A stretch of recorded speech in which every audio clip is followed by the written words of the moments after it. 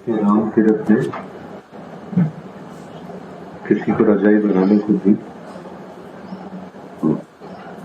दादा भगवान लिखते, राम तीरथ ने किसी को रजाई बनाने को दी। उसने 100 रुपए मांगे, उसने दिए।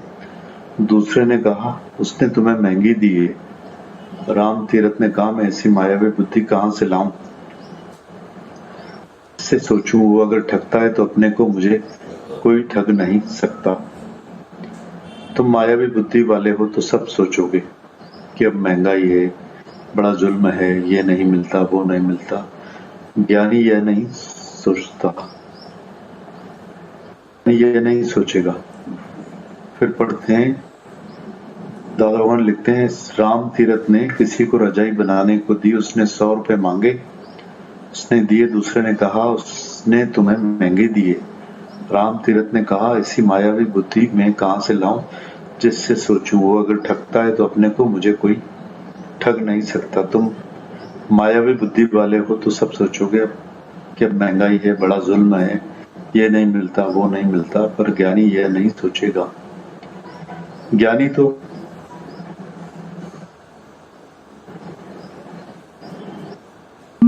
पॉइंट में हम लोग कितना सोच लेते हैं ना, और उसको कोई ठग ही नहीं सकता। कितनी बड़ी पॉइंट है ना कि उसको कोई ठग नहीं सकता। ऐसा हम फील कर सकते हैं कि हमको कोई नहीं ठग सकता। परेशानी होते रहते कि ये न ठग ले, वो न ठग ले, ऐसा न हो जाए, वैसा न हो जाए। इतना इनसिक्योर माइंड लेके चलते हैं। पर बोला कि हमें कोई ठग ही नहीं सकता। राम तीरथ ने किसी को रजाई बनाने को दी। उसने 100 रुपए मांगे, उसने दिए। दूसरे ने कहा उसने तुम्हें महंगी दी है। राम तीरथ ने कहा मैं ऐसी मायावी बुद्धि कहां से लाऊं, जिससे सोचूं। वो अगर ठगता है तो अपने को मुझे कोई ठग नहीं सकता। तुम मायावी बुद्धि वाले हो, सब सोचोगे कि अब महंगाई है, बड़ा जुल्म है, ये नहीं मिलता, वो नहीं मिलता। ज्ञानी यह नहीं सोचेगा।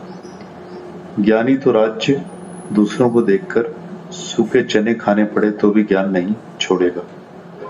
कितना भी नुकसान पड़े, दाम देना पड़े, तो भी कहेगा 1 मिनट भी मेरा भगवान नहीं भूले। माया सब देके भी अपना टाइम बचा के ज्ञान देगा। एक घड़ी भी ब्रह्म से नहीं भूलेगा।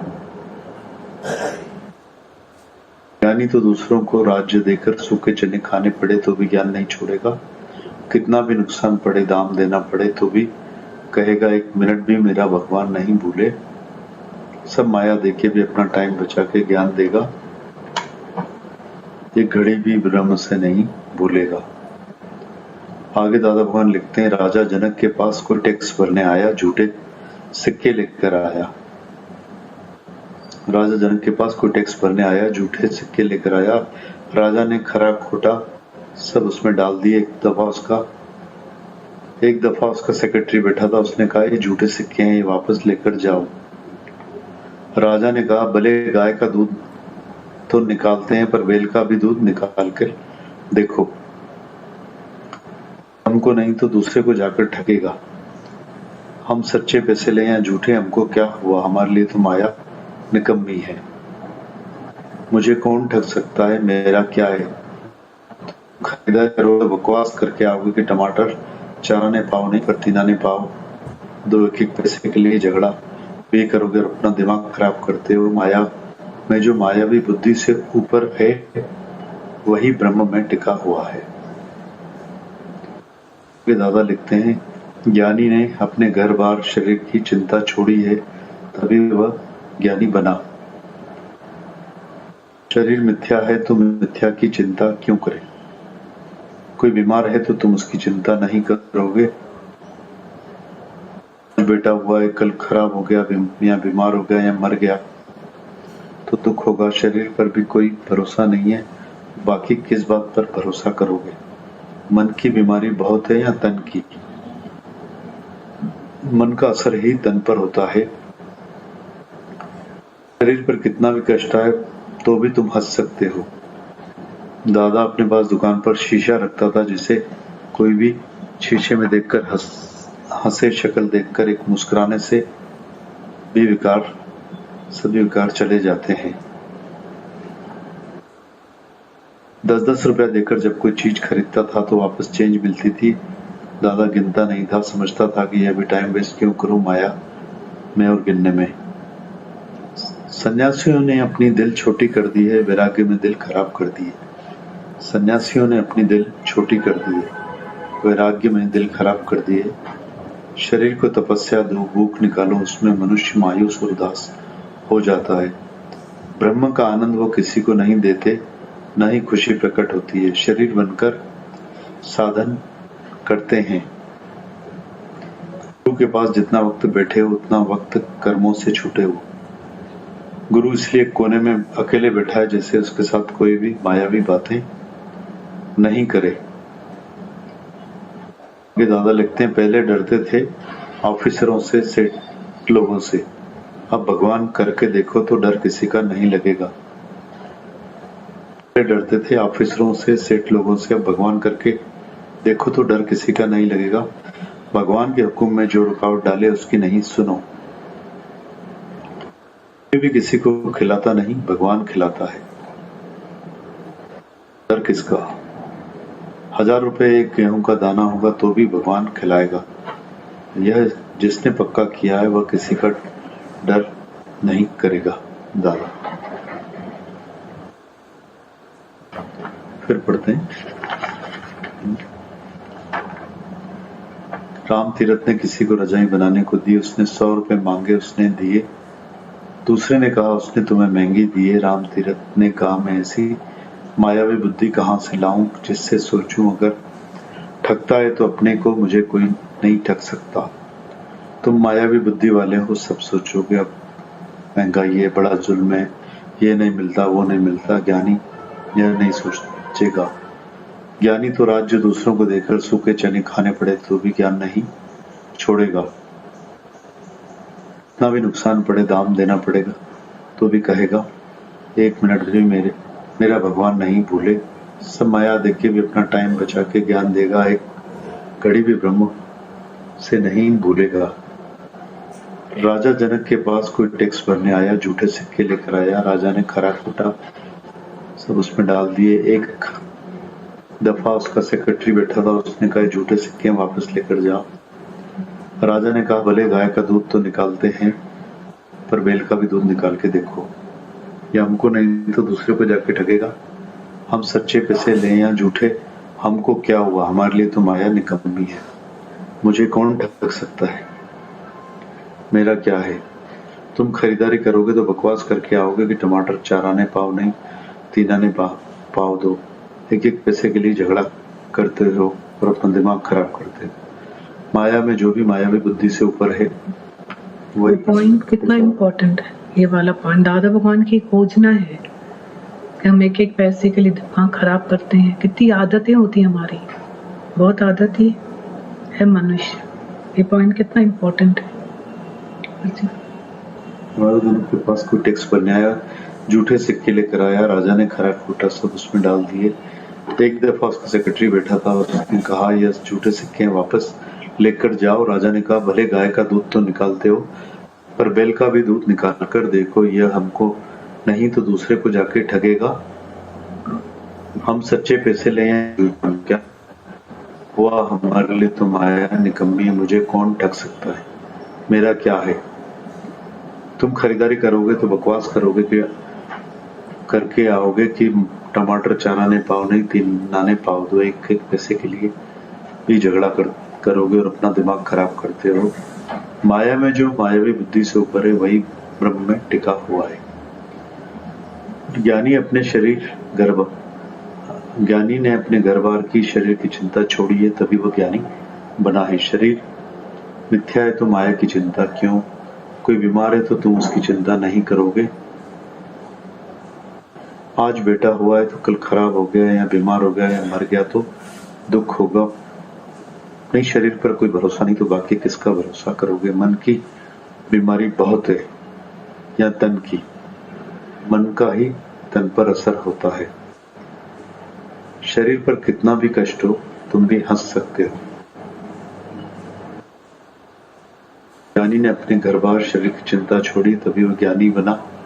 शरीर मिथ्या है तो मिथ्या की चिंता को क्यों कोई बीमार है तो तुम उसकी चिंता नहीं करोगे। आज बेटा हुआ है या बीमार हो गया है या मर गया तो दुख होगा। शरीर पर ही कोई भरोसा नहीं है तो अपने शरीर पर ही कोई भरोसा नहीं तो बाकी किसका भरोसा करेंगे।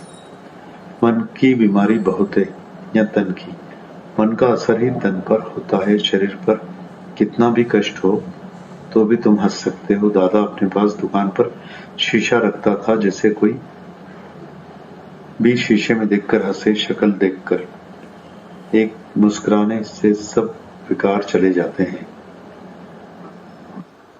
10 रुपया देकर जब कोई चीज खरीदता था तो वापस जो चेंज मिलती थी वो गिनता नहीं था, समझता था कि यह भी वेस्ट टाइम है, क्यों माया में और गिनने में करूं। सभी सन्यासियों ने अपनी दिल छोटी कर दी है, वैराग्य में दिल खराब कर दी है।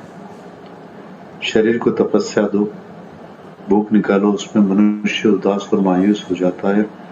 ब्रह्म का आनंद वो किसी को नहीं देते और न ही खुशी प्रकट होती है। शरीर बनकर साधन करते हैं। सन्यासियों ने अपनी दिल छोटी कर दी है, वैराग्य में दिल खराब कर दी है। शरीर को तपस्या दो, भूख निकालो, उसमें मनुष्य मायूस उदास हो जाता है। सन्यासियों ने अपनी दिल छोटी कर दी है, वैराग्य में दिल खराब कर दी है। शरीर को तपस्या दो, भूख निकालो, उसमें मनुष्य मायूस उदास हो जाता है। ब्रह्म का आनंद वो किसी को न ही देते हैं, न ही खुशी प्रकट होती है। शरीर बनकर साधन करते हैं। गुरु के पास जितना वक्त बैठे हो उतना वक्त कर्मों से छूटे पड़े हो। गुरु इसलिए कोने में अकेला बैठा है जैसे उसके साथ कोई भी कभी मायावी बात नहीं करे।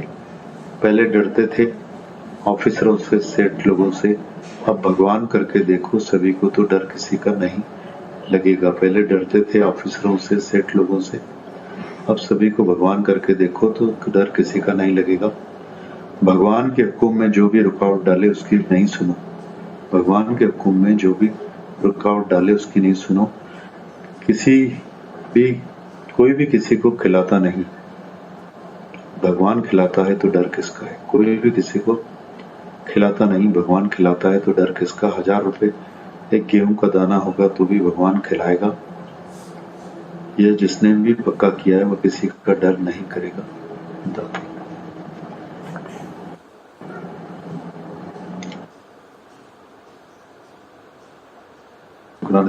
भगवान, गीता भगवान, माता भगवान के आप थी, सारी संगत हमारी भाग्यवानी नहीं, हमको भगवान मिला है जो हमको भगवान बनाने में लगा हुआ है, मेहनत करता है।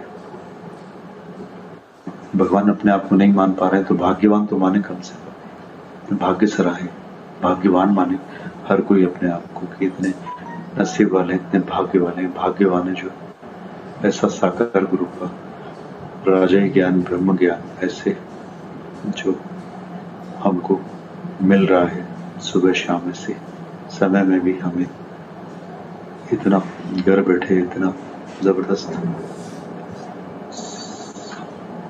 सोते हुए तपस्वी वचन साकार गुरु के, निराकार गुरुओं के, सभी जो साकार गुरुओं के माध्यम से चौतरफा जो भी ये सेवा हो रही है उसके हमको मुंह से, दिल से और हृदय से और नाभि से शुक्राने मानने चाहिए और भाग्य सराहने चाहिए कि वचन की कदर करें। हम गुरु की महिमा मुंह से नहीं करें, अपने जीवन से करें। बहुत महिमा कर ली हम लोगों ने मुख से, पर अपने जीवन से गुरु का आदर्श, साकार आदर्श जो हम लोगों को मिला है उसकी बदौलत हम भी अपना जीवन सफल करें, उनकी सांसें सफल करें, सार्थक करें अपनी गुरु की सांसों को, गुरु की इतनी मेहनत को सार्थक करें, बहुत कदर करें उनके एक एक वचनों की, एक एक एग्जाम्पल। करोड़ों रुपए से ऊपर अनमोल खजाने हैं को दुनिया माया में हमने जितने प्रीत हराम में दीदी बता रहे थे रखिए, उतना हरि में करेंगे। हरि से प्रीत करेंगे तो हरि हमारा होगा। हराम में प्रीत करी तो हराम हमारा हुआ। उससे प्रीत करी हम लोगों ने जब तक अज्ञान में थे जगत को मिथ्या नहीं माना था, ब्रह्म को सत्य नहीं जाना था। जब पहचान मिल रही है, जानने को मिल रहा है, ज्ञान मिल रहा है, इतना सत्संग मिल रहा है, इतना हरि का दर्शन हो रहा है, इस दरबार में इतने जो हरि के दर्शन होते हैं, सभी संगत में साहिब के दर्शन दीदी कराते हैं, भगवान के दर्शन कराते हैं, इतना जो सबका मन भर रहा है, दिल भर रहा है कि के अनुभव से, एक एक के बातों से, गुरु की वाणियों से, भगवान के वचनों से, तो हम भी समय निकालें, चिंतन करें, मंथन करें, मनन करें। ये आज जो भी ये समय आया है, ऐसा समय फिर नहीं आएगा। सभी के अनुभव सुनने को मिलते हैं कि आज तक ये जीवन भर सुना समझा, पर ऐसा ज्ञान अब जो सुबह शाम सुन रहे हैं, या शहर में या बाहर, सभी मुखों से ये अनुभव निकलता है कि ऐसे समय में ज्ञान अलग ही समझ में आ रहा है और अलग ही असर डाल रहा है। तो इसको ऐसे ठूठियों से न बहाएं, ऐसा जो भी हम सब बातें कर रहे हैं, अनुभव कर रहे हैं, उनको घोटे, लिखें, पक्का करें। ऐसा समय नहीं आएगा, समय आया है, उसका फायदा लें, गुरु के कदर करें कि हमारे जीवन में है। तो ये भाग्य हमारा मनुष्य जन्म का उद्देश्य केवल और केवल परमात्मा की प्राप्ति के लिए, जो बार बार गुरु हमें बता रहा है, माता भगवान बता रहे थे कि गुरु की थूक भी सफेद हो जाती है, जीभ भी थक जाती है हमसे बात करते करते, बताते बताते। पर हम लोग थोड़ा बाज आए हमारी दुनियावी और मायावी और सब अज्ञानी बातों से, गुरु से अब सिर्फ और सिर्फ ज्ञान की, भगवान की और अपने उद्धार की ही बातें करें। उसमें गुरु की भी सांसें सफल होगी, हमारा भी जीवन सफल होगा, और उन्हीं से हमारे अज्ञान, दुखों और बाकी सभी चीजों का